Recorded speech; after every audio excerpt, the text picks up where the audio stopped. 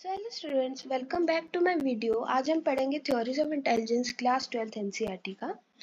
इसके अंदर बेसिकली दो टाइप के अप्रोच आ जाते हैं। सबसे पहले साइकोमेट्रिक अप्रोच, जिसका मतलब होता है कि साइकोमेट्रिक अप्रोच में वो थ्योरीज आ जाती है जो थ्योरीज मान के चलती है कि इंटेलिजेंस जो है वो हमारी एबिलिटी से बना है।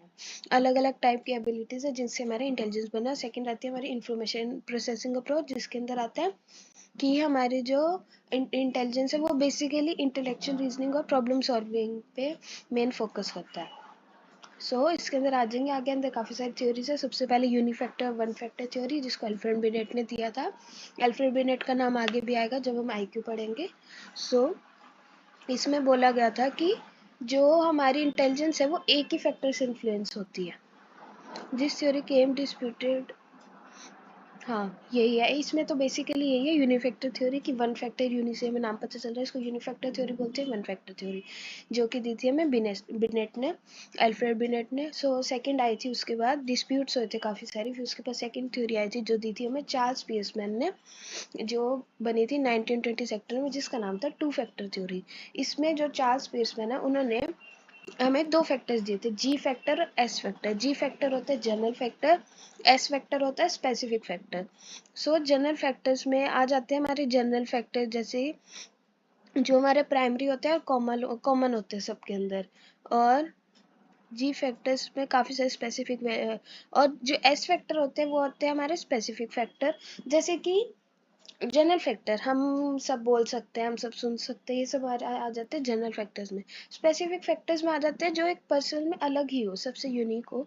जैसे कि मैं सिंगिंग कर सकती हूँ, कोई डांस कर सकता है, कोई क्या, ऐसे ऐसे करके जो स्पेसिफिक फैक्टर होते हैं वो सब आ जाते हैं एस फैक्टर में। तो ये टू फैक्टर थ्योरी दी थी चार्ल्स पीयरमैन ने।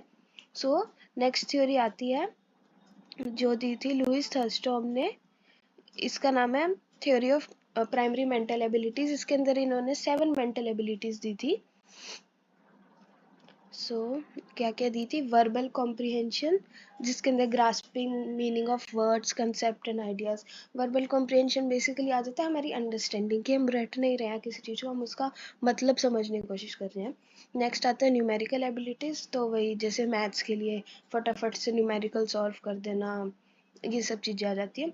नेक्स्ट आता है स्पेशल रिलेशन, जिसके अंदर हमें पैटर्न्स वगैरह को जल्दी से विजुअलाइज करना, जो कि हमारे एप्टीट्यूड टेस्ट में काफ़ी होते हैं, ये चीज़ें आ जाती है। नेक्स्ट आता है हमारा perception speed, speed in perceiving details, कि जब हमें कोई चीज़ परसीव करना है हम वो कितनी जल्दी कर पा रहे हैं।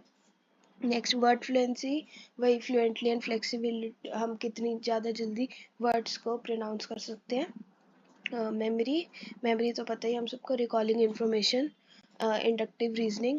ये 7 आ जाएंगे हमारी प्राइमरी मेंटल एबिलिटीज, जो किसने दी थी? लुइस थर्स्टॉम ने। नेक्स्ट आएगा हमारा अर्थुर जेनसन ने दिया था मॉडल ऑफ हिरार्की और मॉडल ऑफ इंटेलिजेंस, जिसके अंदर उन्होंने 2 लेवल की लर्निंग बताई थी, level 1 learning, level 2 learning. Level 1 learning को कहते हैं एसोसिएटिव लर्निंग, और लेवल 2 लर्निंग को बोलते हैं रोट लर्निंग।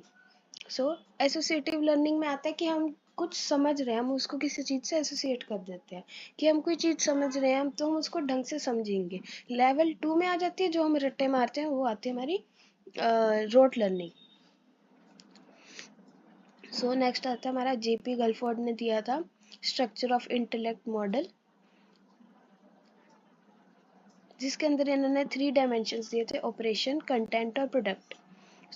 ऑपरेशन में क्या आ जाता है? Operations are what the respondent does, these include cognition, memory, recording, memory retention, diversion, production, conversion, production, and evaluation. Content refers to the nature of material of information on which intellectual operation are performed. These include visual, auditory, symbolic, semantic, and behavior. Next आएगा product, refers to the form in which the information is processed. सबसे पहले आएगा operation. Operation में आता है कि सबसे पहले आएगा कंटेंट, कि जो हमारा मटेरियल है, जो हमारे स्टिमुलस है, उसका क्या नेचर है, हम उसको देख के समझ रहे हैं, हम उसको सुन के समझ रहे हैं, हम उसको फील कर रहे हैं, ये सब चीज़ें आ जाएंगी कंटेंट में। फिर आएगा ऑपरेशन, कि हम जो रिस्पोंडेंट है वो कर क्या रहा है, वो उसको मेमोरी में लेके जा रहा है, वो कॉग्निशन, वो परसीव कर रहा है, उस चीज़ को प्रोड्यूस कर रहा है, तो ये सब चीज़ें आ जाएंगी ऑपरेशन में।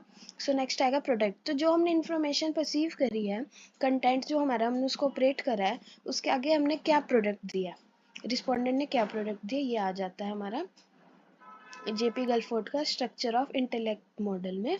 सो इसमें ये भी है इम्पोर्टेंट कि 180 सेल्स होते हैं इसके, उसमें 6x5 6x5 इसमें आ जाएगा। 6 का मतलब है इन्होंने कितनी कैटेगरीज दी थी, 6 आ जाएगा सबसे पहले हमारा जो ऑपरेशन है उसके अंदर इन्होंने 6 चीज़ें दी हैं। यहाँ पर हम लोग पढ़ सकते हैं memory retention, cognition, memory recording, divergent production, convergent production and evaluation, 6 चीज़ें। फिर कंटेंट में 5 आती है, फिर प्रोडक्ट में 6 आती है। तो 6x5 180 सेल्स। सो नेक्स्ट और लास्ट आती है हमारी थ्योरी ऑफ मल्टीपल इंटेलिजेंस, जो बहुत इंपॉर्टेंट है, कई बार 5 या 6 मार्क्स वालों में आ जाता है। हॉवर्ड गार्टनर ने दी थी जो उनसे, इसमें इन्होंने काफ़ी सारे टाइप्स की इंटेलिजेंस बताई थी हमें। सो सबसे पहले आएगी लिंग्विस्टिक। लिंग्विस्टिक में आ जाती है लैंग्वेज से रिलेटेड, फिर लॉजिकल, मैथमेटिकल, फिर स्पेशल जो हमें हम पढ़ा पैटर्न वगैरह से रिलेटेड, इमेजेस वाली, फिर म्यूजिकल जो म्यूजिक वाली जिनकी इंटेलिजेंस होती है, bodily kinesthetic, an ability to use all portion of the body, flexibility and creatively, जो मेनली योगा करते हैं, जो लोग जिमनास्ट हैं, उन सब के अंदर ये वाली इंटेलिजेंस ज़्यादा हाई होती है। इंटरपर्सनल होती है एबिलिटी, जिससे हम दूसरों के बिहेवियर को समझ पाते हैं। और एक आती है इंट्रापर्सनल। इंट्रापर्सनल होती है जब हम खुद की फीलिंग्स, बिहेवियर, मोटिव्स, डिजायर, उन सबको समझ पाते हैं। कभी भी इनमें कंफ्यूज मत होना, इंटरपर्सनल और इंट्रापर्सनल में। इंटर का मतलब होता है किसी और की, इंट्रा मतलब खुद की। नेक्स्ट आ जाता है हमारा नेचुरलिस्टिक, जिसमें हम नेचर, वर्ल्ड, इन्वायरमेंट, इन सब चीज़ों के बारे में हमारी इंटेलिजेंस ज़्यादा होती है। सो ये आ जाते हैं हमारे थ्योरी ऑफ मल्टीपल इंटेलिजेंस। पहले मैं आपको बता दूं, ये जो हमने जेपी गलफोर्ड के स्ट्रक्चर मॉडल तक हमने जितनी भी थ्योरीज पढ़ी है ना, सबसे पहले यूनिफैक्टर, फिर टू फैक्टर, फिर लुइस थर्स्टॉम की theory of primary mental abilities, फिर हिरार्किकल मॉडल, फिर स्ट्रक्चर मॉडल ऑफ इंटेलेक्ट, तो ये सब आ जाती है हमारी साइकोमेट्रिक अप्रोच में। और जो हमारी इंफॉर्मेशन प्रोसेसिंग अप्रोच है, उसमें एक आ जाती है हमारी थ्योरी ऑफ मल्टीपल इंटेलिजेंस और एक ट्रायर्किक थ्योरी, और एक ये पास मॉडल है। ये सर आ जाते हैं हमारा इंफॉर्मेशन प्रोसेसिंग अप्रोच में। सो हमने थ्योरी ऑफ मल्टीपल इंटेलिजेंस पढ़ ली।